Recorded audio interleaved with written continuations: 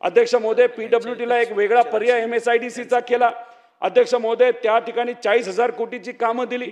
याचा खोलामध्ये जाऊन अध्यक्ष महोदय आपण बघितलं तर पहिल्या टप्प्यामध्ये अंदाजपत्रकापेक्षा 10% वाढ ही त्या ठिकाणी 4,000 कोटीची अध्यक्ष महोदय दिले.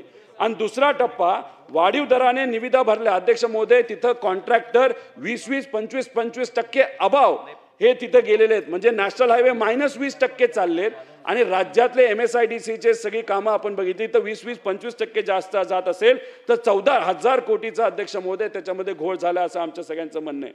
अध्यक्ष महोदय, समृद्धी महामार्गाच्या बाबतीत तसंच काहीतरी झालं. 2018 मध्ये मूळ किंमत 49,000 कोटी होती. टेंडर नंतर 4-5 महिन्यानंतर ती किंमत किती वाढली तर 6,000 कोटी अध्यक्ष महोदय तिथं वाढली. अध्यक्ष महोदय, याच्यामध्ये तर असं झालं की कॉन्ट्रॅक्टरच्या नातेवाईकांनीच कामं तिथं घेतलीत आणि जे काम दुसऱ्या कॉन्ट्रॅक्टरला दिलं होतं ते वर्षभरात त्या अधिकाऱ्याच्या नातेवाईकांनी 700 कोटी अतिरिक्त देऊन अध्यक्ष महोदय त्या ठिकाणी ते काम दिलं. म्हणजे कुठेतरी 700 कोटीचा फायदा फक्त एका अधिकाऱ्याच्या कंपनीला अध्यक्ष महोदय त्या ठिकाणी झाला. मग कुठेतरी काळबेरं हे त्या समृद्धी मार्गात होतं, शक्तिपीठा मार्गामध्ये सुद्धा आहे, पुणे रिंग रोड मध्ये आहे, जालना नांदेड महामार्गामध्ये सुद्धा अध्यक्ष महोदय असाच काहीतरी विषय झाला होता.